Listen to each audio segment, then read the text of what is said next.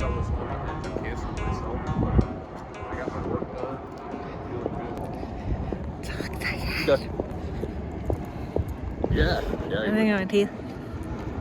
I'm making. I got a propane stove. Census taker once tried to test me. I eat his liver with some fava beans and a nice Chianti.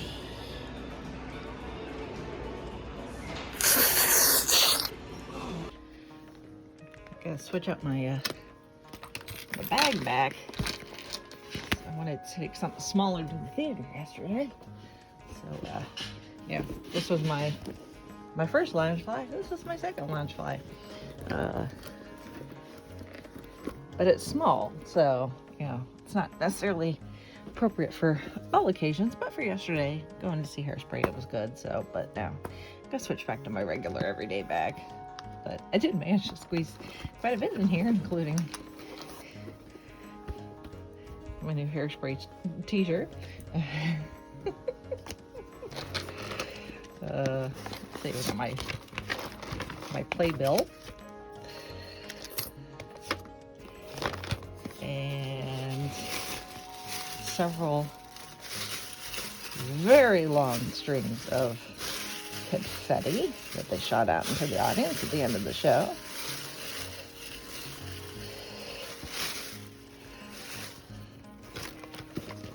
Oh, let's see here. I've got the battery, charger cable for my phone, just in case. Charge it on the go. Got some feminine products in here because hey, I'm a fab. I have those parts, so it's a necessity. Got my lipstick and lip gloss that I was wearing yesterday that I proceeded to smudge all over the place while drinking water. But it was cute while it lasted. And then, because it's just got just the one big compartment, and then it's got a little zipper compartment where I've got another feminine product and my driver's license and my debit card. So, not bad for a bag. Not quite Mary Poppins or TARDIS bigger on the inside, but I still managed to cram quite a bit in there. So, yeah, I'm happy with it. And hopefully I get a chance to use it again. So I know it's a bit anachronistic to be carrying it, considering Hairspray set in 1962 and Beatlemania hadn't hit yet in Baltimore, let alone the rest of the United States. But it's just so cute, and I love it, and it's so colorful, and it was just the right size to take to the theater, so I ain't complaining. Meanwhile, Hairspray, so good. So glad we got to go. So I have been in love with the musical for ages. It's just one of those where it's like, I had to wait till it came to me for me to be able to see it in person. And Chauncey went in really almost completely oblivious to everything about it. He knew it was set in the early 60s. He knows it was a musical. He knows that, some of the basic things, like themes, like racism and, prejudice and, being comfortable in your own skin and all of those things. But beyond that, and he knows that Edna is played by a guy. So, but beyond that, he didn't really know much of anything going into it. And then, we had the intermission partway through, and he was really enjoying himself, which is good. And then, we got the rest of the show done under our belts, and he really enjoyed it. So, I'm not sure he'd necessarily run to go see it again. But if I asked him to, he probably would, because he enjoyed it. So he's not much of a musical guy. But he's such a good sport, because that was something I wanted to do for my birthday. So, yeah, it was a lot. It was a lot of fun, and the cast they're so talented, and hilarious to boot. We were all in just absolute stitches when I wasn't too busy bouncing around in my seat trying not to sing at the top of my lungs. So here's the current touring cast. So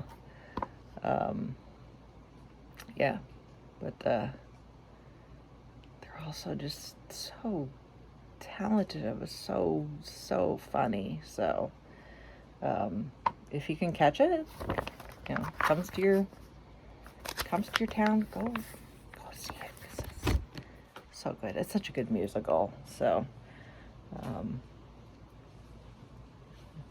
and it was nice to get back to the theater. So we've done those Christmas shows with Chauncey's parents, which are fine. I mean, they're local talent, necessarily. I mean, they're talented people, but how successful those homegrown productions are. While this is, Broadway on tour, essentially. So you're in Broadway caliber. That's the first time I've been able to do a show of that caliber since before the pandemic. So when I went and saw Les Mis for my birthday in 2020. So little did we know. But now Les Mis is coming back. It's coming next month. And supposedly tickets are a little hard to get your hands on and a little pricey. Probably because it's Les Mis. Which I think was the case when I saw it 3 years ago. So, but I just waited to the last minute, and because I'm a single person this time, just like last time, because Chauncey has no desire to go see Les Mis, and I'm not going to make him he won't have nearly as fun a time as at Hairspray. It's not fun or funny, except for the Thandros, Master of the House, one of my favorite numbers. But we'll see. I'm pretty confident that I'll be able to get my hands on a single ticket, probably last minute. But we'll see. Whatever happens, happens. I took my car to get washed. I've been standing here for like 5 minutes. It's just now been moved into the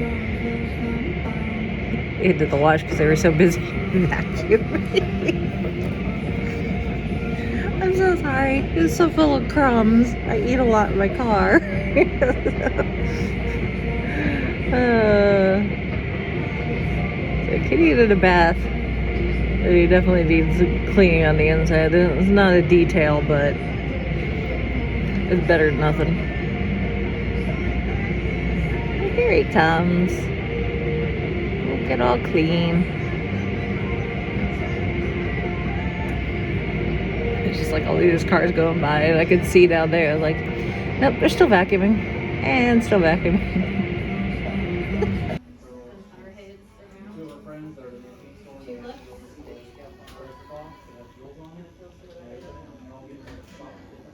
How about skeletons here?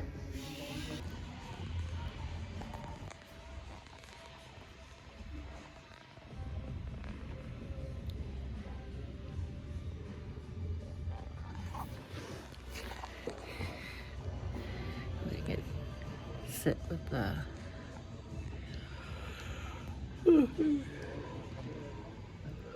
witch hazel to help with the skin irritation and a little swelling of it from being poked with a needle for the past hour change. Then we'll get to see the final result. And then she'll wrap it up, and then I get to go back out into this awful weather. It is so gross out. You don't have to wait till Thursday. Like if you know on Tuesday you're like, I got my list, just send it. Okay. Yeah. All right, so it's been several hours. Every tattoo place and tattoo artist is different as far as like how they send you. back out into the world. I've had artists where they put the medical, like, clear stuff on it, and you can leave it on for upwards of a week and shower and all that. In this case, they essentially give you saran wrap and tell you to take it off in a few hours and then wash and moisturize and then continue to make sure that it stays clean and moisturize. So it's been several hours now, and so I'm going to take the plastic off and then wash it with some fragrance-free antibacterial soap, and then throw some moisturizer on, and then I'll be good to go for it to start the healing process, which, I mean, it's Friday evening. I can peek. If it's anything like previous tattoos, it should look pretty good for the next day or two, and then it'll start flaking and getting a little grosser probably by like day 3. And then in about a week or so, actually, I should be pretty good. I actually heal fairly quickly when it comes to tattoos. Everything else, I am slow as a snail on molasses. But for whatever reason, when it comes to tattoos, I heal really quickly. So I guess I got that going for me. But anyway, it looks so good and so cute. She did such a good job of taking my slapdash Photoshop and turning it into something that actually makes looks more cohesive. So look at the ultra clash. It's got the little 60s little atomic things, and that's so cute. I love Hairspray. Here we go. Nice and washed and cleaned and moisturized. So shaving's gonna be fun for the next week or so. It's big enough I can work around it. And also the fact that it's still cold outside, so I don't need to shave as often. Unlike if I did this in the middle of summer and needed to wear shorts because it's hot. So, and this shading, I know it looks a little dark, but it'll fade as it heals. So, but I love it so much. She's so good. This is made for an interesting Sunday. I got home yesterday. I noticed front passenger side tire was a little. I'm driving Chauncey's car because he's got my car this weekend. He took it when he went up to his parents because I needed my brakes done, and it was a lot easier to do it in his dad's garage than trying to do it here. So I've been driving his car, which is okay. Anyway, ran some errands yesterday, and then got back home. The little alert tire pressure light was on, and the front passenger tire was a little low. Okay, well, I'll go fill it up tomorrow, which is today. So I'll go out there today, and it's lower. Which I might happen, but it wasn't completely flat. And Chauncey was like, well, you should be good to be able to drive. So go put air in it. So that's what I did. Drove her to Costco because our Costco's got air. It's nitro, actually, for free. So I went to got the little tube thing, took the little cap off the thing on the tire, went to go put it in, and realized that it's got a screw in it.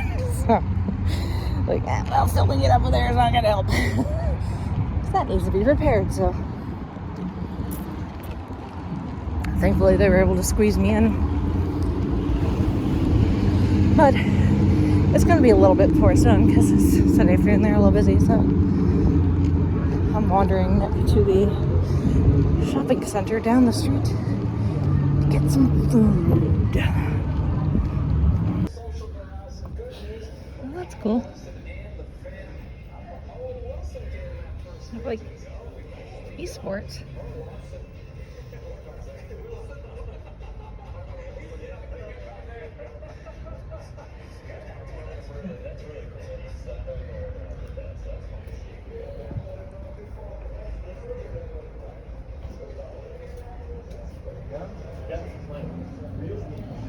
Huh.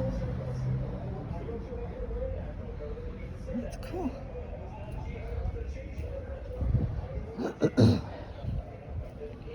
They even have guys broadcasting. That's cool. Of course, the reason I'm out this evening to say name is again. You know, because I've only seen it like twice already. In fact, this was the last show I got to see before the pandemic kicked off. 2020. Little did I know. That was in Bloomington. And then I've seen a local youth production of it, which is actually better than one might think. Very talented kids. And then this will make number 3. So I think this is tied with Spamalot with number of times I've seen it. I think. Pretty sure. I had to fight with Ticketmaster to get a single seat. Apparently a single person going to a show is a foreign concept to them, but thankfully they finally found a mess. My machinations submitted to my will. This is a really good seat.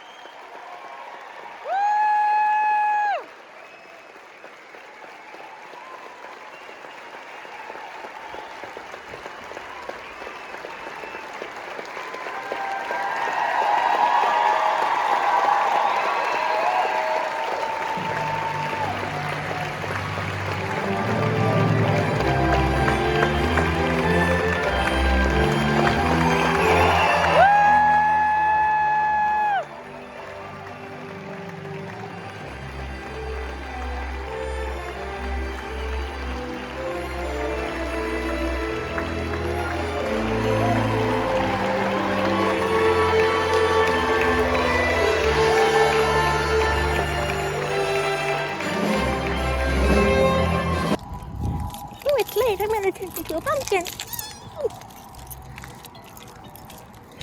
Oh, it's okay. Oh man, that was good. Oh. I was afraid I wasn't gonna have enough tissue. Oh, I don't know how many times I started crying. A good half a dozen. Oh man. So good. So good. Now I need to go to bed. I'm tired.